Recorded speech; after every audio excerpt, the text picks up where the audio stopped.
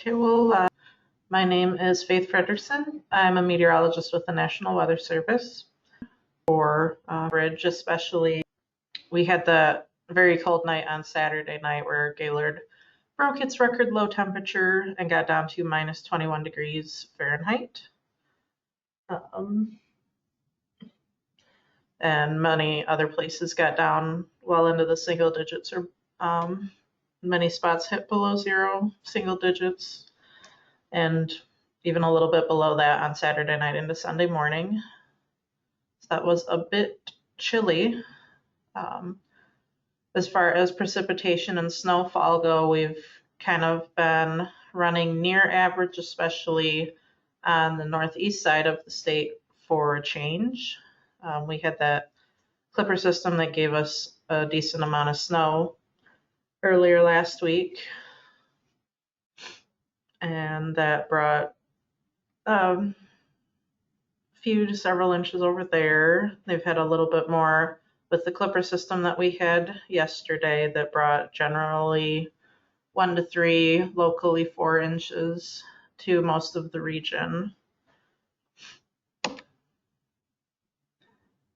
For the last 7 days, looking a little bit more specifically, like I mentioned, the average temperatures have been pretty chilly. Average temperature being the average of the high and low temperature, running generally in the 20s. A little bit cooler, especially with that very cold Saturday night, Sunday morning low. Precipitations, we've had a few tenths, had a few inches of snow overall, with the most snowfall for the last 7 days across the eastern UP into northeast lower, where they've had a couple better systems pop in over there.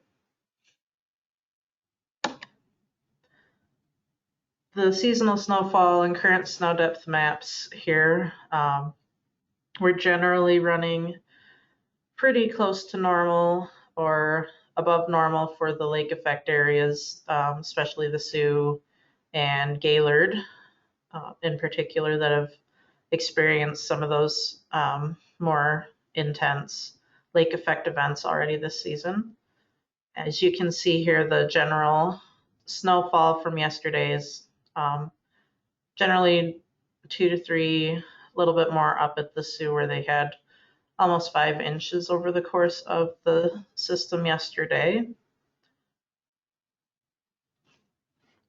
And snow depths are generally a few inches, 10 plus inches in the typical lake effect snow belt, so up across Gaylord down toward Kalkaska, and then up into the 20 plus inch range up across parts of the eastern UP. And these are going to be the areas most likely to hold on to any kind of snow as we go forward with some milder weather coming up this week into the weekend. Hazard impacts for the next 7 days, it's winter-wise, it's pretty quiet. We do have that gradual warming trend through the upcoming week. Rain chances this weekend, so that's really not going to do a ton as far as our usual wintry impacts. We could see some fog at times later this week as that warm, moist air moves in over the cold snowpack, and that's also likely to eat away at the snowpack during the upcoming weekend, unfortunately, for those who enjoy snow and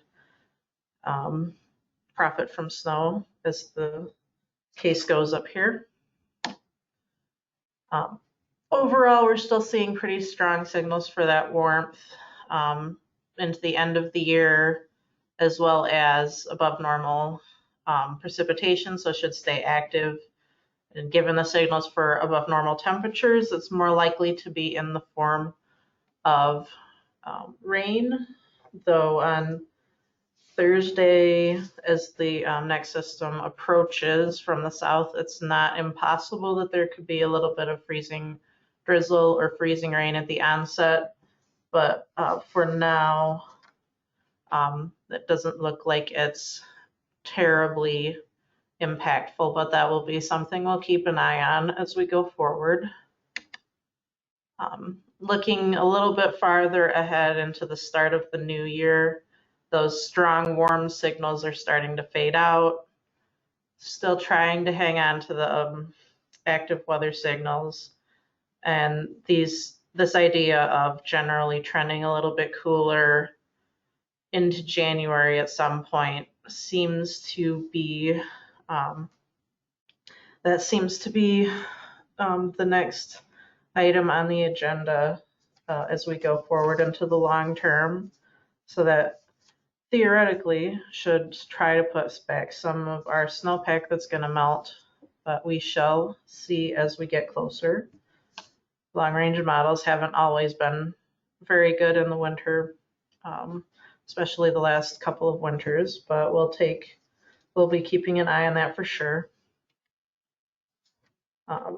As far as longer range hazards, again, really nothing specific for winter. And the heaviest rain chances are more likely going to remain away from us at this time. Great Lakes water temperatures are starting to trend cooler as we've had that lake effect to kind of suck some of the heat out of the lakes, and as we've had the colder weather to help that too. So generally water temperatures are starting to trend a little bit more toward normal, but we're still quite warm for the end of December. So if we get, as we get more cold air outbreaks going into January, this should keep lake effect snow potential on the ballot as we go forward. We're even seeing a few snow flurries out there per some of the observations today, just because it's still cold enough upstairs to get a little bit of that lake instability to develop. Otherwise, looking at some of the more the key messages over the next 7 days, it's definitely that warming trend through this weekend. We could be up into the 40s for a decent portion of the area by Saturday. And what those widespread rain chances be on Friday and kind of hang on through the weekend with a couple systems. We get a fair bit more southerly flow. There's actually some pretty good signals for an unusually moist atmosphere, so a lot of moisture transport up into the upper Midwest with this next system, or this next setup for the weekend. So that is something we're going to be keeping an eye on.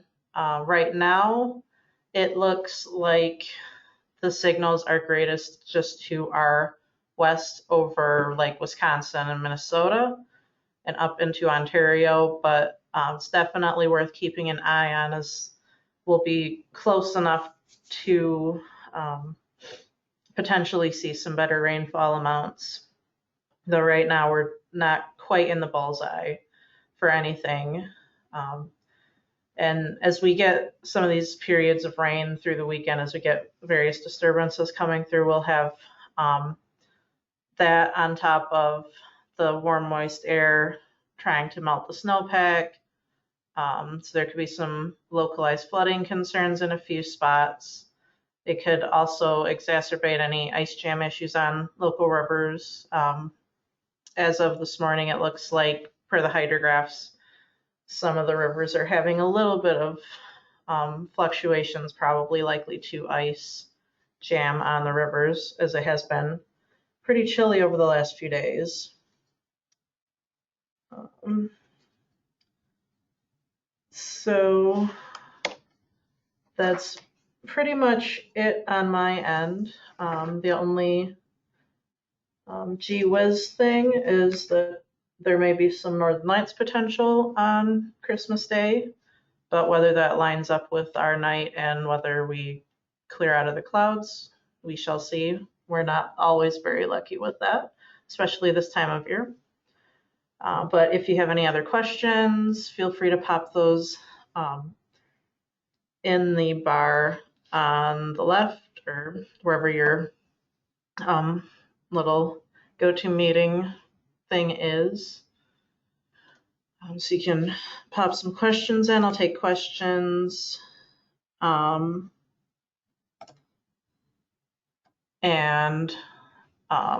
you can always call us or email us at any time. We're always here. Even through the holidays, there will always be somebody here monitoring the weather because weather doesn't stop for Christmas either.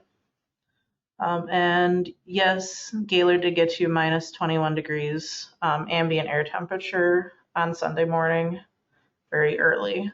So that was definitely a cool, literally cool event.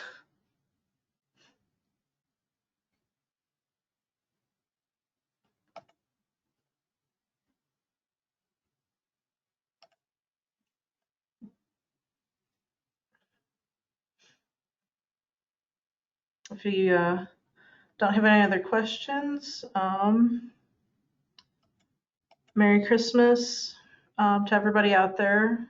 Happy New Year in advance. If I don't talk to you next week, I may not, depending on who's working. But next week we'll currently plan to have the webinar on the usual day on Tuesday, unless something dramatic changes.